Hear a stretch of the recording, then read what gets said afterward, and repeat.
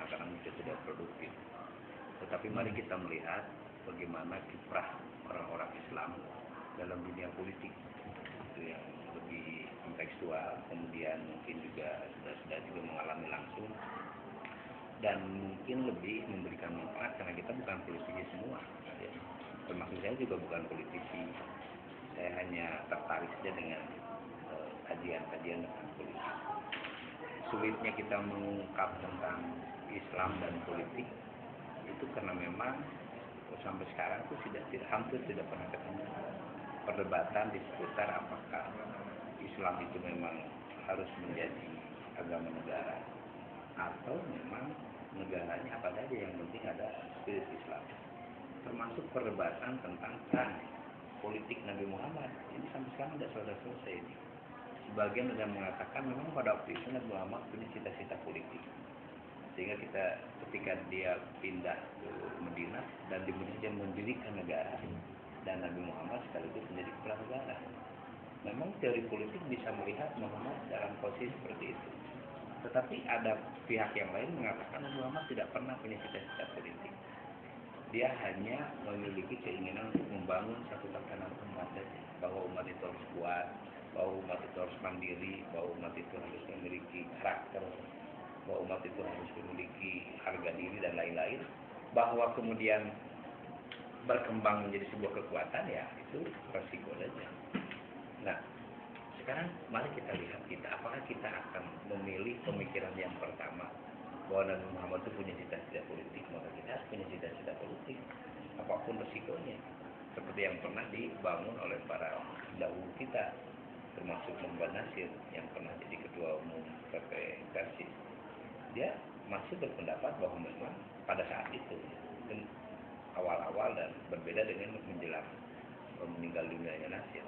Jadi memang Islam itu harus memberikan warna bukan hanya spirit tetapi juga simbol.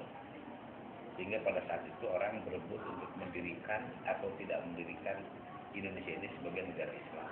Di Pakistan negara Islam, Iran negara Islam, kemudian Saudi Arabia juga kerajaan Islam. Berbeda dengan Mesir itu sekuler bukan negara Islam Mesir itu. Meskipun belakangan kita tahu bahwa Mesir itu digoncang oleh persoalan politik. Setelah Mubarak itu hengkang, kemudian Mursi itu masuk, dan Mursi ini menjadi perdebatan orang-orang Mesir sendiri. Karena Mursi itu berlatar belakang Ikhwanul Muslimin, kalau di kita itu PKS. Dan kemudian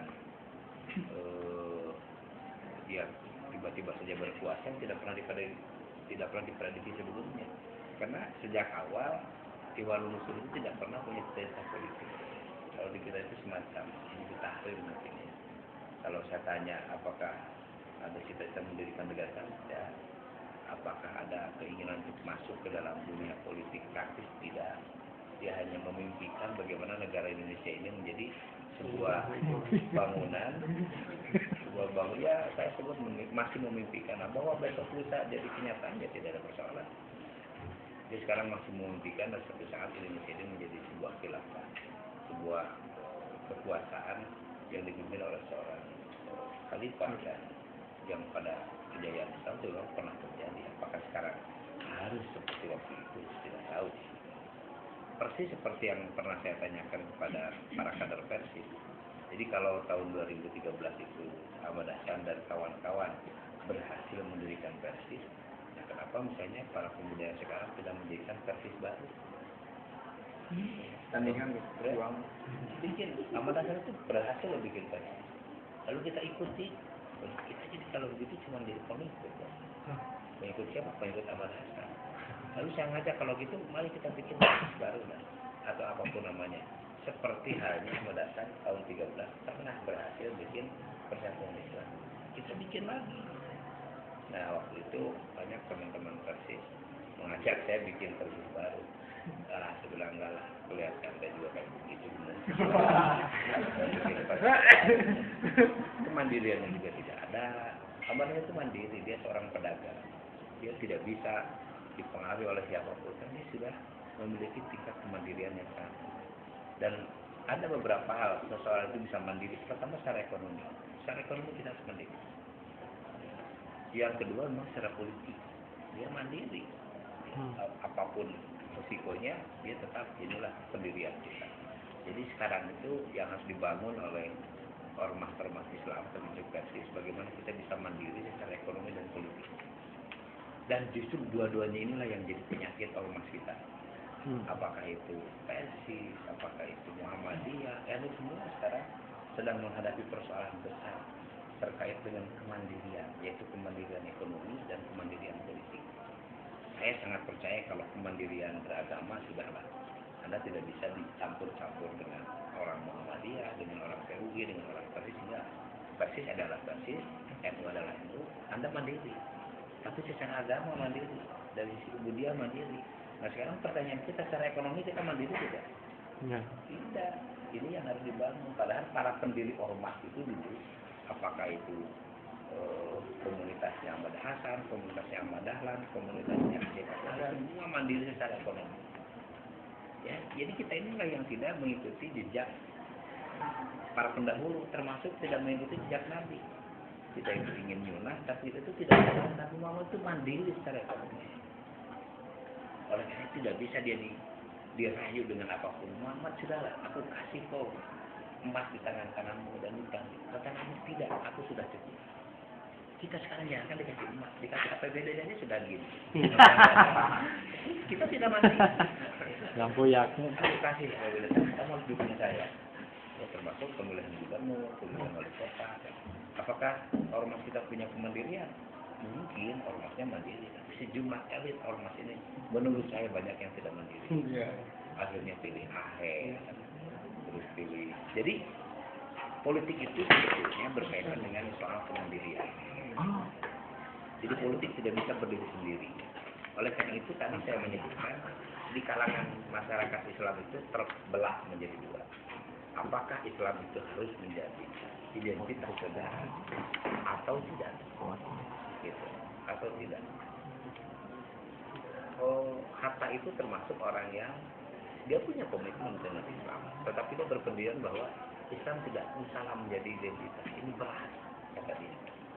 Oleh karena itu bagaimana kita mengisi ruangan yang disebut dengan Indonesia ini dengan spirit-spirit keislaman. Dan itu perjuangan yang sangat lama. Sejak zaman Orde Lama, kemudian dilanjutkan Orde Baru, itu perjuangan yang sangat lama. Konon di penghujung kekuasaan Orde Baru itu sudah mulai ada semacam perkenalan yang sangat intensif antara negara dengan Islam. Saya menyebutnya antara negara dengan Islam, state and religion. Ini memang menjadi perdebatan panjang. Nah, di penghujung Orde Baru itulah kemudian mulai muncul beberapa ketentuan peraturan perundang-undangan yang didasarkan pada kepentingan-kepentingan Islam. Bank muamalah sudah mulai, terlepas bagaimanapun prakteknya.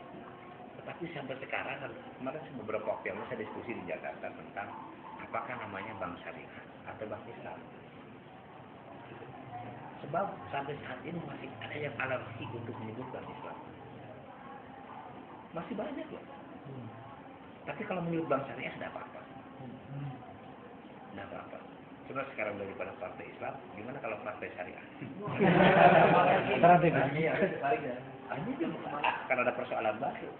Karena kalau orang menyebut bank Islam, itu bank yang didasarkan pada ajaran Islam yang banyak orang tidak setuju.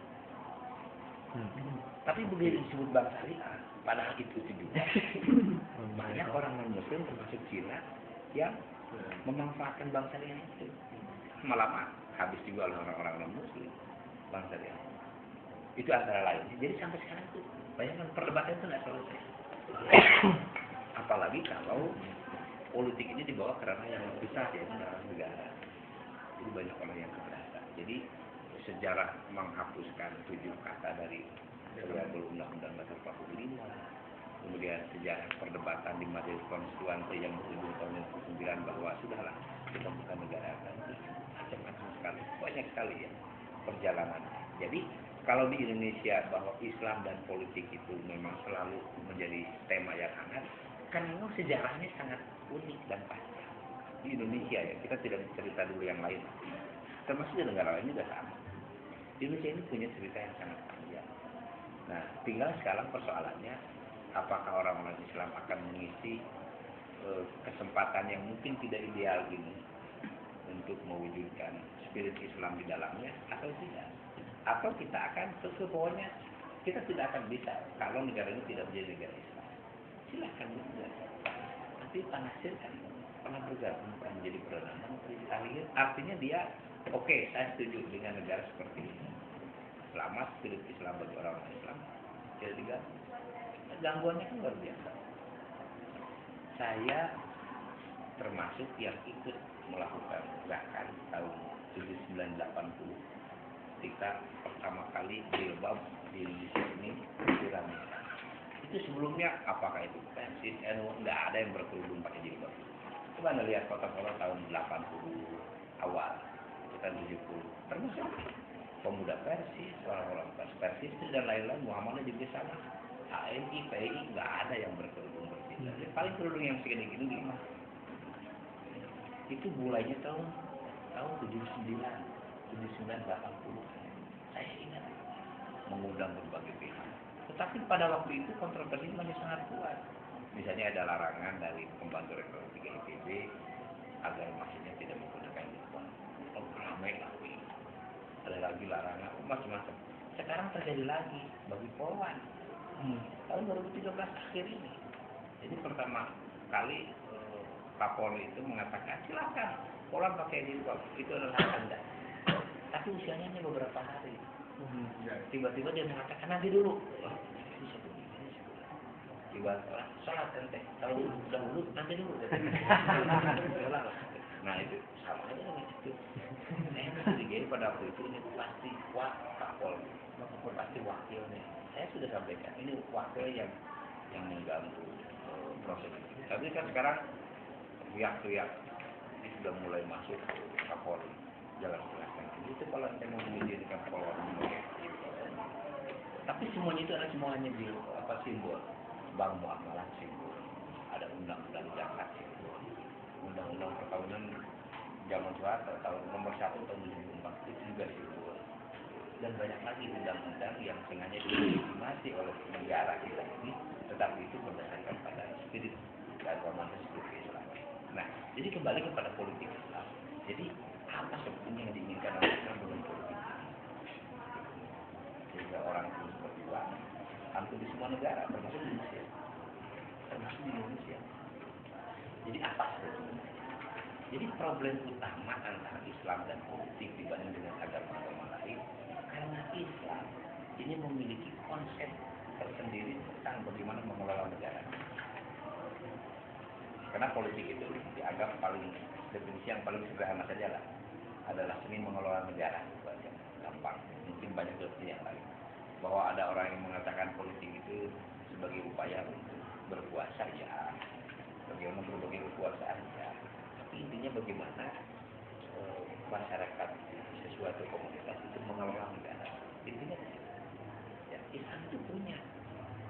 Dan berbeda dengan agama yang lain. Kalau agama lain itu pernah terjadi sebuah gejolak yang menghendaki pemisahan antara agama dengan negara. Lahirnya Protestan itu kan di situ. Jadi pada awalnya orang-orang atau pengikut Kristiani itu diatur oleh gereja. Jadi gereja itu pada awalnya ikut mengatur dan saya harus bagaimana membeli kepala desa, bagaimana mengatur pajak. Jadi semua itu diatur oleh gereja. Lalu orang-orang Kristiani bingung, kok gereja terlalu jauh campur tangan. Lalu diprotes, banyak Protestan. Jadi Protestan itu adalah orang yang tidak terlalu mau diatur oleh gereja, oleh agama. Di dalam syurga hampir tidak ada. Di dalam syurga tidak ada yang bergerak melakukan sebuah perubahan, melakukan sebuah gerakan yang menolak campur tangan Islam terhadap negara. Hampir tidak ada. Kecuali orang lain, Belanda misalnya pernah. Adalah ente yang penting ente sholat tidak saya ganggu. Aku kasih masjid, aku kasih sejadah, aku kasih kesempatan kamu bisa menjaga sholat. Tapi ente jangan ikut-ikutan ngurus negara. Itu Belanda. Tapi sebenarnya tidak hampir tidak ada keberatan orang-orang Islam di mana Islam sebagai sebuah ideologi, sebagai sebuah agama, sebagai sebuah ajaran campur tangan soal negara ini keberatan. Malah sebaliknya, justru orang-orang yang beragama Islam itu ingin membawa tatanan yang diwahyukan itu ke dalam upaya untuk mengelola sebuah negara. Jadi kuncinya di situ. Coba kalau sekarang umat Islam Indonesia itu sudahlah, aku tidak akan ikut-ikutan ngurus negara, ya kan ada masalah. Sudah ada, silakan. Yang penting aku tidak mengganggu negara.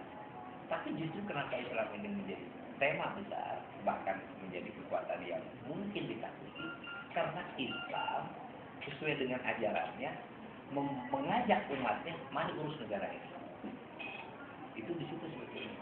Kalau kita mendeklarasikan, udahlah terserah yang saya lah ngurus negara itu. Mau oleh Ahok, mau oleh Haritanu, terserah. Yang penting negara jalan. Oleh karena itu dalam sejarah pemikiran Islam itu ada pemikiran yang mengatakan, misalnya Al-Mawardi yang mengatakan, tidak apa-apa pemimpinnya bukan Islam yang mesti dia adil.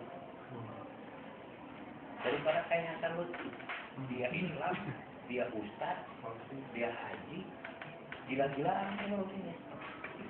Itu berdasarkan putusan hakim, ya saya kan tidak tahu. Tapi hakim sudah menunjukkan bukti-bukti yang cukup kuat bagi dia memang melakukan itu. Lalu orang mentertawakan Islam. Kita ditertawakan lah. Buktinya itu orang kayak gitu. Udah sekarang kembali ke orang-orang yang tidak jelas Islamnya. Mungkin masih agama Islam. Wiranto itu masih Islam. Bagaimana? Lihat aja KTP. Maka orang akan kembali ke situ daripada kembali kepada orang yang jelas-jelas disebut sebagai Islam, tapi pelakuannya kayak begitu. Dan itu juga yang didukung oleh pemuda Persis. Kan sekjen PKS sekarang dia kan? Itu kader Persis. Disebut Alumni. Disebut alumni sama saja dengan orang ini bukan PKS, itu oknum PKS. Sama aja dengan itu. Tapi faktanya begitu. Dan ini memang karena kita tidak memiliki kekuatan untuk mewujudkan kader kita itu sebagai kader yang mandiri, baik secara politik maupun secara ekonomi. Akhirnya itu. Waktu di Pangandaran kan saya bilang pada pembicara yang lagi ada, selamat, bagus sebelah. Tidak keluar satu kata pun untuk PKS. Bagus, itulah dia konsisten. Ini forum PKS tidak keluar. Tetapi yang waktu itu saya katakan, tapi aneh sih Pak. Ada juga persis. Ada juga persis yang menjadi anggota PKS. Aneh juga. Itulah dari mana rasionalitasnya? Mungkin ya, kalau saya bangunkan kembali, wahai Ustaz Ahmad Hasan, marah dia. Cuman sudah mungkin dibangunkan kembali, pun jadi sudah bisa lagi. Dia tidak bisa bangun lagi. Tapi kalau dia masih ada, marah dia. Kamu ikut-ikutan gila, ngapain? Kalau sudah gila, sudah lah, jangan ada berbagi kegilaan. Nah, jadi politik itu selalu begitu. Kalau nanti ada dikit lagi partai, sudah tuh. Nah, sekarang yang kemudian menjadi salah satu rujukan untuk berpolitik orang-orang Islam itu bangsa. Ada yang menjadikan PKB itu sebagai rujukan untuk berpolitiknya orang-orang beragama Islam.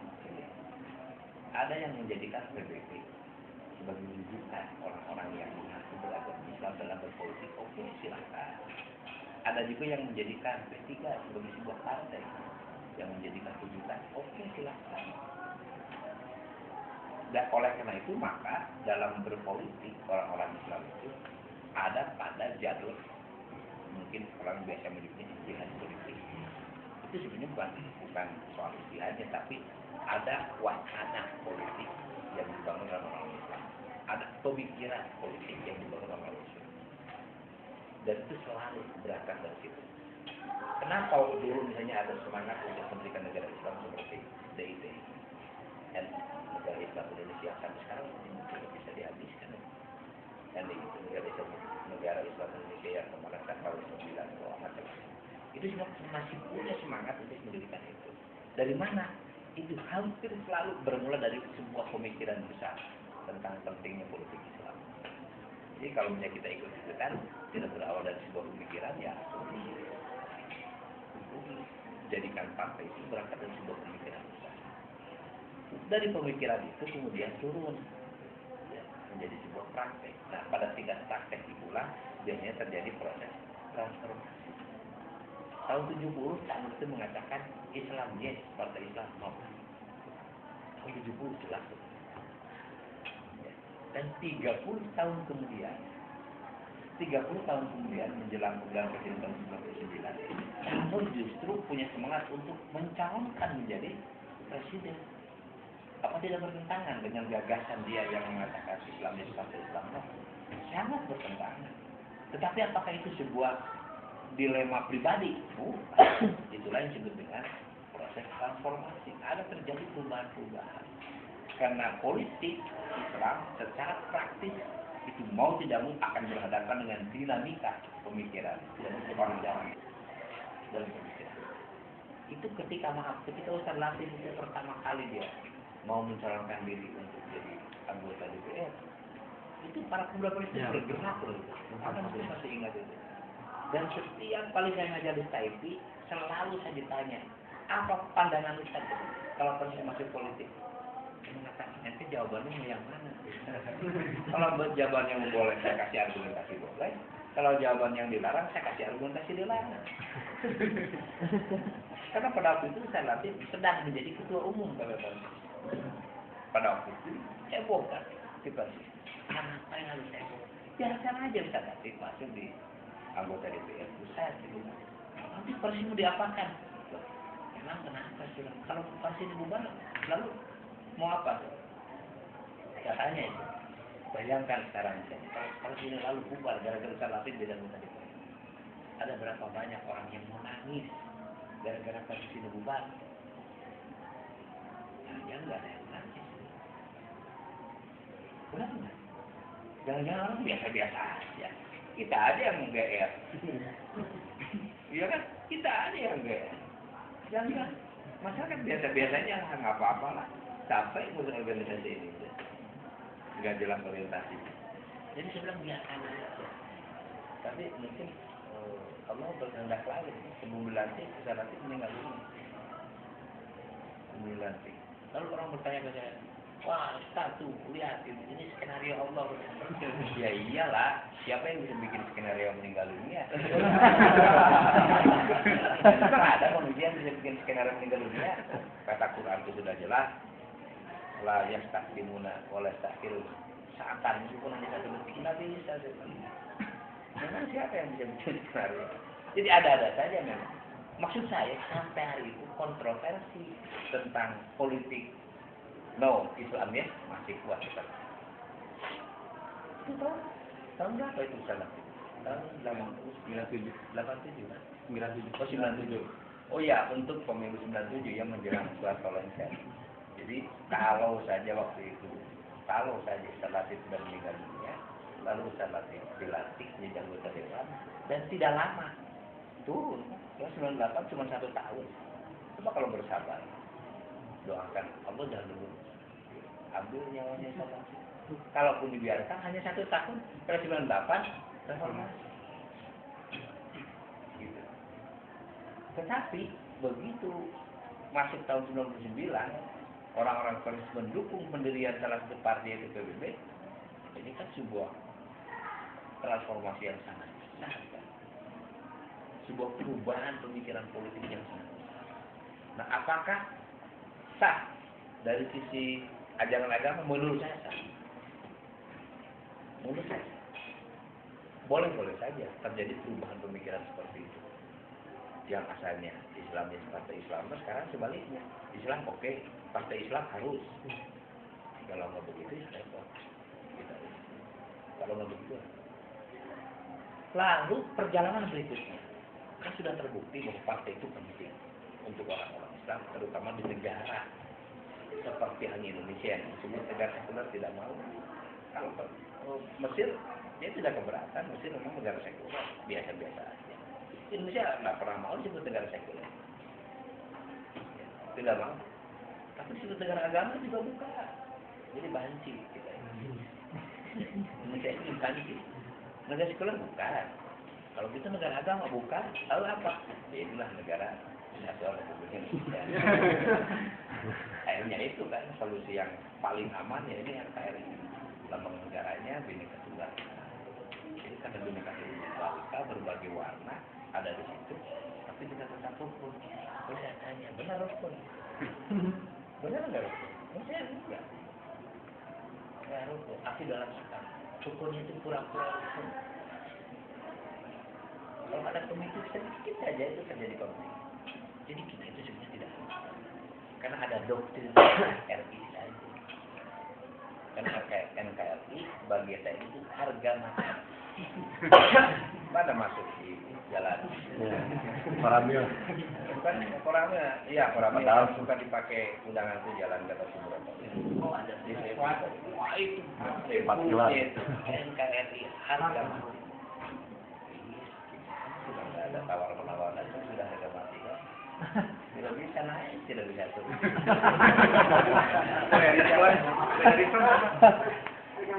Dan apalagi kalau penjaga gawang NKRI itu sudah terjadi konflik. Saya beberapa hari yang lalu diminta ngomong di Kodam Siliwangi itu di jalan asing. Dalam makan, nah itu TNI. Karena TNI bukan polisi. Tapi dia percaya mungkin di saya. Dia ini direkamnya nanti ya. Dia cerita bahwa sekarang ini Pak Asep sedang terjadi ketidakadilan. Ketidakadilan apa? Ketidakadilan secara politik.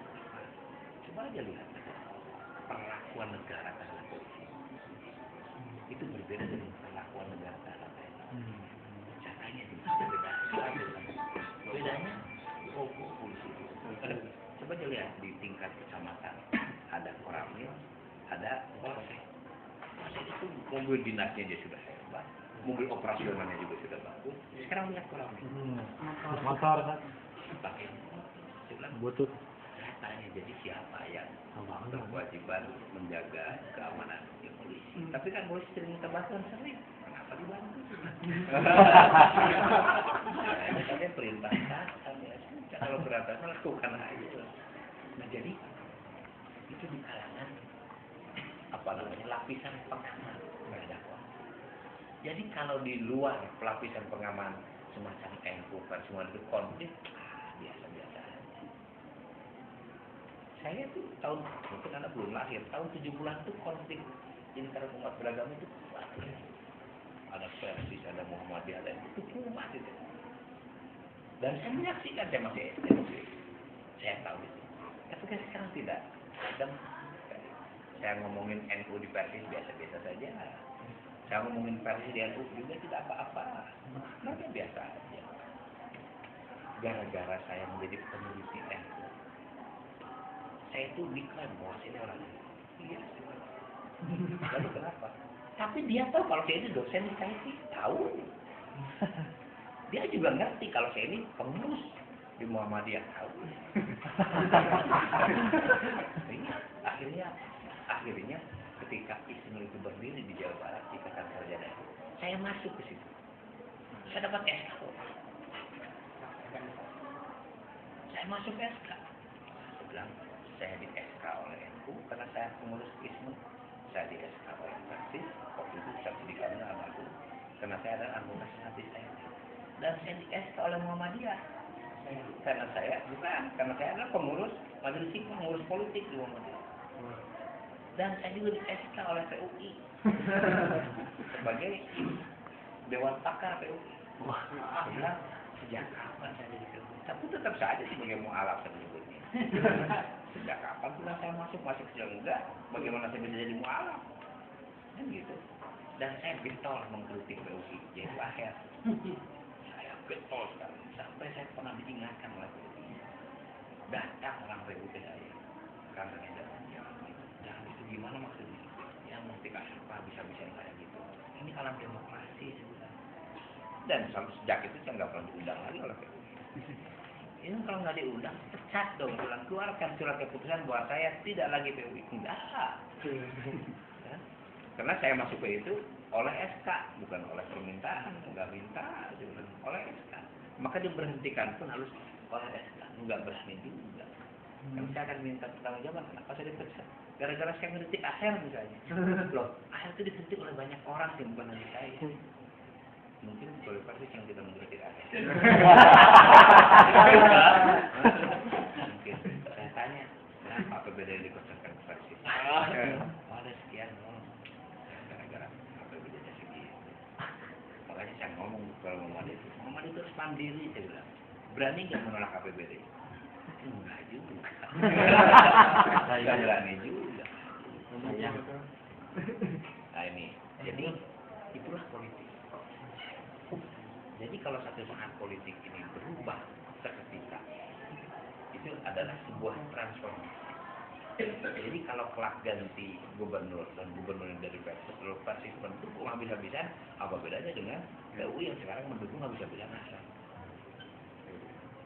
Jadi saya tanya, apa PU sekarang sudah jadi partai politik? Enggak. Apakah nanti nggak mau datang? Nggak mau, kenapa? Karena pendukung katanya. Dan saya tidak mau.